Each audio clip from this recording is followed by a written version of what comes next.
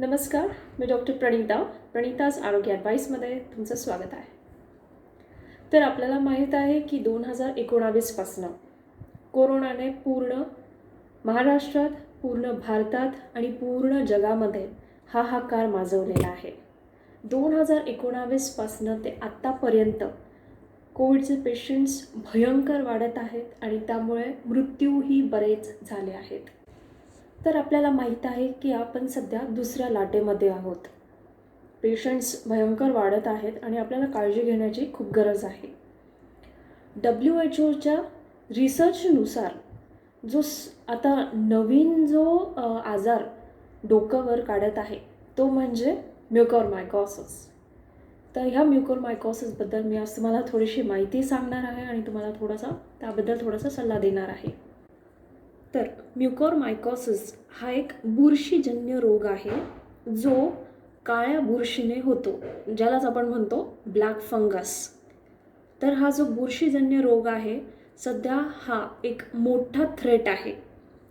तर या म्युकोरमायकॉसिसने सध्या कोणते पेशंट्स ग्रासलेले आहेत तर ते म्हणजे जे पेशंट ज्यांना कोविड होऊन गेलेला आहे असे पेशंट्स यांना साधारणतः 12 ते 15 दिवसानंतर म्हणजे कोरोनातून बरे झाल्यावर 12 ते 15 दिवसानंतर साधारणतः या म्युकोरमायकॉसिसची लक्षणे आणि हा आजार दिसून येतोय.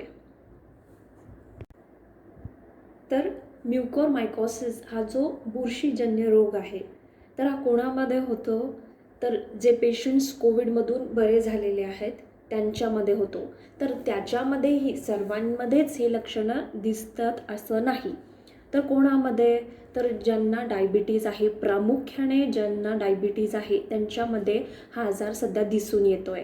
ज्यांना डायबिटीज आहे, ज्यांची शुगर कमी होत नाही आहे गोळ्या औषधांनी किंवा इन्सुलिननी, कशाने ही शुगर कमी होत नाही आहे किंवा कंट्रोलमध्ये राहत नाही आहे, तर यामुळे म्युकोरमायकॉसिसचा धोका अजून वाढत चाललेला आहे. त्याच्यानंतर ज्या पेशंट्सची रोगप्रतिकारक शक्ती खूप कमी आहे अशा पेशंटमध्ये हा आजार दिसून येत आहे. जे कॅन्सरचे पेशंट्स आहेत त्यांच्यामध्ये दिसून येत आहे. ज्यांनी कोरोनाच्या वेळेस किंवा दुसऱ्या आजारासाठी जर स्टेरॉइड्सचा वापर सध्या चालू असेल किंवा केला असेल तर त्या पेशंट्समध्ये म्युकोरमायकॉसिस हा दिसून येत आहे. पण सगळ्याच पेशंट्समध्ये म्युकोरमायकॉसिस दिसेल असं नाही आहे. त्याच्यासाठी हे जे महत्त्वाचे घटक मी आता सांगितलेले आहेत ते कुठे ना कुठे एक रिस्पॉन्सिबल आहे म्युकोरमायकॉसिस होण्यासाठी. तर हा म्युकोरमायकॉसिस शरीराच्या कोणत्या भागावर परिणाम करतो तो म्हणजे आपले सायनसेस, नाक, डोळे आणि डोकं. आणि जास्त प्रमाणात जर याचा शरीरामध्ये पसार झाला तर पूर्ण शरीरामध्ये हे इन्फेक्शन पसरून हा अजून घातक होऊ शकतो. त्यामुळे आपल्याला याला पहिल्याच स्टेजमध्ये लवकरात लवकर डिटेक्ट करून याची ट्रीटमेंट करावी लागते. तर म्युकोरमायकॉसिसची लक्षणे काय काय आहेत? पेशंटचं डोकं दुखतं. मग डोकं दुखणं स्टार्ट झालं की मग नाकामध्ये सर्दी होते, नाक ब्लॉक व्हायचे चान्सेस असतात. तर त्याच्यामुळे पेशंट्सला श्वास घ्यायला त्रास होऊ शकतो. डोळ्यांवर मग हा फंगस अटॅक करतो. त्यामध्ये पेशंटचे डोळे दुखतात, बघायला खूप स्ट्रेन येतो, डोळ्यातून पाणी येणे, डोळे लाल होणे हे याचे लक्षणं आहेत. त्यानंतर काही काळांतराने जर ट्रीटमेंट केली नाही आणि लवकर डिटेक्ट झालं नाही तर डोळ्यांना कमी कमी दिसायला सुरुवात होईल आणि फायनली जो आहे त्या व्यक्तीची दृष्टी देखील जाऊ शकते. असं याचा डोळ्यावर भयंकर परिणाम सध्या दिसून आलेला आहे. त्यानंतर जर तुम्ही ट्रीटमेंट लवकर घेतली नाही किंवा लवकर डिटेक्ट झालं नाही तर हा काय करणार, हा पूर्ण शरीरात पसरणार. त्याच्यानंतर हा रक्ताच्या छोट्या छोट्या गाठीसुद्धा करतो जो म्युकॉर आहे तो. तर रक्ताच्या गाठी करून तो ब्रेन सर्क्युलेशन स्टॉप करतो किंवा कमी प्रमाणात हा मेंदूचा रक्तपुरवठा करतो. त्यामुळे या गाठींमुळे ब्लड सर्क्युलेशनमध्ये सुद्धा प्रॉब्लेम येऊ शकतात आणि भयंकर याचे कॉम्प्लिकेशन्स होऊ शकतात. यामुळे पेशंट्सचा मृत्यूही होताना दिसत आहे. पेशंट त्यांची दृष्टी गमावताना दिसत आहे. त्यामुळे योग्य वेळीच आपल्याला काळजी घेणे गरजेचे आहे. तर म्युकोरमायकॉसिस होण्यापासून वाचण्यासाठी आपण कुठली काळजी घ्यायची आहे ती अशी. तर जे पेशंट्स कोरोनातून रिकवर झालेले आहेत, जे हॉस्पिटलमध्ये होते किंवा होम आयसोलेशनमध्ये होते, एकदा तुमचा कोरोना बरा झाला आणि तुम्ही हॉस्पिटलमधून डिस्चार्ज झाला तुमचा आणि तुम्ही घरी आले, तर तुम्ही घरी आल्यावर बाहेर जाणं अजिबात टाळायचं. बाहेर जायचं नाही. घरी राहून तुमची रोगप्रतिकारशक्ती जी कोरोनामुळे कमी झाली होती, ती रोगप्रतिकारशक्ती वाढवण्यासाठी आपण त्याच्यावर लक्ष केंद्रित करायचं आहे. बाहेर जाणं टाळायचं आहे, जायचं नाही. कारण तुम्ही एकदा कोरोना झाला आहे, त्याच्यातच अजून रोगप्रतिकारशक्ती आपली कमी झालेली आहे. त्यात तुम्ही अजून बाहेर जाऊन तुम्ही एक्सपोज होणार कोरोनाच्या पेशंट्सची एखाद्या, त्याने तुमची अजून रोगप्रतिकारशक्ती कमी होते आणि अजूनही कमी झाली की परत मग म्युकोरमायकॉसिसला चान्स भेटतो तुमच्या शरीरामध्ये एंटर करायचा. तर त्यामुळे हे करणं टाळा.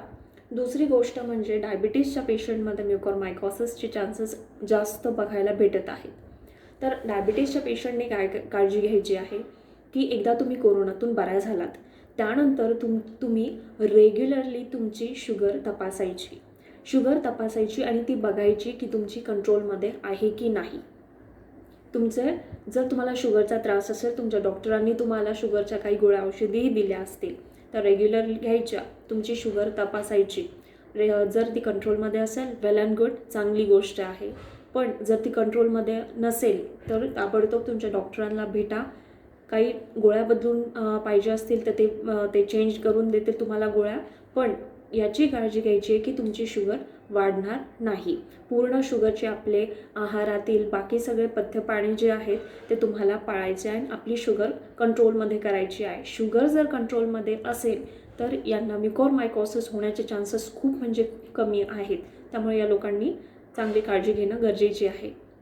बाकी दुसरं म्हणजे जे इम्पॉर्टंट फॅक्टर जे आहे ते म्हणजे आपली पर्सनल हायजीन. पूर्ण शरीराची पूर्ण पर्सनल हायजीन आपण मेंटेन केली पाहिजे. स्वच्छ राहायला पाहिजे. व कुठेही आपल्या शरीरावर तुम्हाला दुसरा कुठला त्वचेचा त्रास असेल तर तुम्ही त्यासाठीही काळजी घेतली पाहिजे, जेणेकरून तुम्हाला अजून दुसरं हे फंगल इन्फेक्शन होणार नाही, याची काळजी घ्यायची आहे. तर त्यासाठी तुम्ही स्वच्छ धुतलेले कपडे घालायचे आहेत. चांगल्या वातावरणात राहायचं. घाण झालेले सॉक्स किंवा जास्त दिवस वापरलेले सॉक्स घालायचे नाही. आपले इनरवेअर्स जे आहेत ते पण चांगले क्लीन करून घालायचे. स्वच्छ कपडे घालायचे आहेत. जे कोविडमध्ये तुम्ही ब्रश वापरले असतील ते ब्रश आता तेही तुम्ही यूज करायचे नाहीत. जर तुम्ही आत्ता रिकवर झाला असाल, ते कोविडमधले सगळे वापरलेले ब्रश सगळे फेकून द्यायचे आणि सध्या नवीन ब्रश घ्यायचे. आता सध्या जे वातावरण आहे ते थोडंसं ओलसर वातावरण आहे. त्याच्यामुळे या वातावरणात चान्सेस असे असतात की तुम्हाला फंगल इन्फेक्शन म्हणजे दुसरे त्वचेचे फंगल इन्फेक्शन होण्याचे चान्सेस जास्त असतात. तर यासाठी तुम्ही काळजी काय घ्यायची आहे तर चांगले सुती कपडे घालायचे आहेत. त्याच्यानंतर जास्त टाईट असे कपडे घालायचे नाही, पूर्ण लूज असे कपडे घालायचे, जेणेकरून हे फंगल इन्फेक्शन होणार नाही.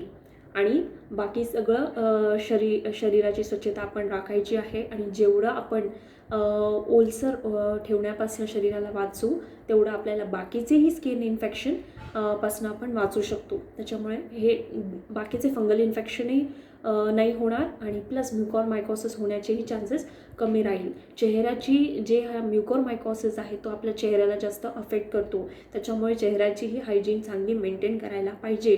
डोळे चांगले स्वच्छ धुवायला पाहिजे.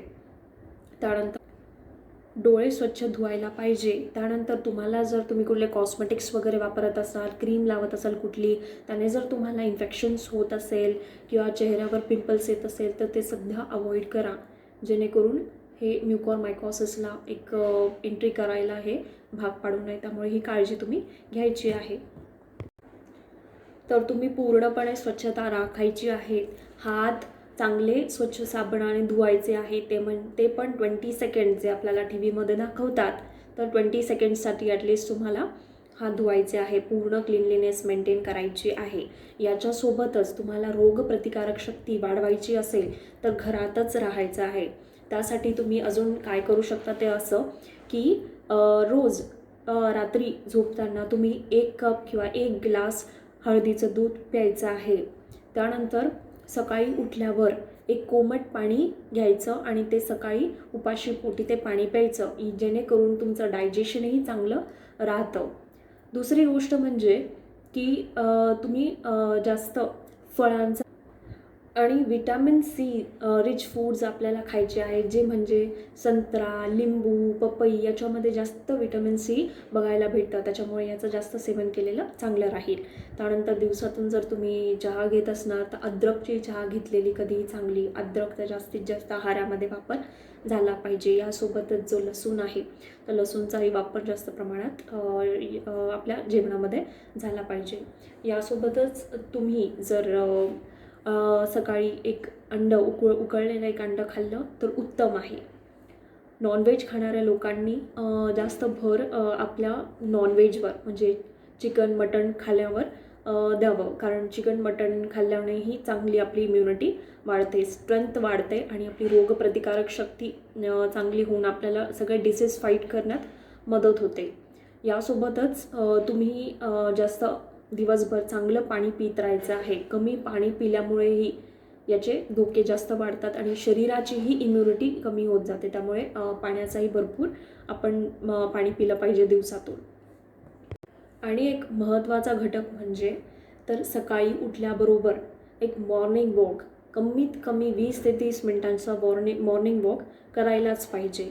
याने तुमच्या शरीराला चांगली चालना भेटेल, प्लस तुमचं ब्लड सर्क्युलेशनही चांगलं राहील आणि आरोग्यही उत्तम राहील. 20 ते 30 मिनटं चालायला पाहिजे, मॉर्निंग वॉक करायला पाहिजे. त्यानंतर सकाळी उठून व्यायाम केला पाहिजे, सूर्यनमस्कार केला पाहिजे. ते झाल्यानंतर तुम्ही मेडिटेशन केलं पाहिजे, ज्ञानसाधना केली पाहिजे, जेणेकरून तुमचं मनही प्रसन्न राहतं आणि तुमचा शरीरातील जे पचनक्रिया आहे, सर्क्युलेशन आहे, सगळं हे उत्तमरित्या चालतं. त्यामुळे कुठलेही रोग तुमच्या शरीरावर अटॅक करेल याचे चान्सेस खूप कमी होऊन जातात. सगळ्यात महत्त्वाचं म्हणजे कुठल्याही गोष्टीचा ताण घ्यायचा नाही आहे. मन प्रसन्न ठेवायचे. तुम्हाला ज्या गोष्टी आवडतात त्या तुम्ही करा.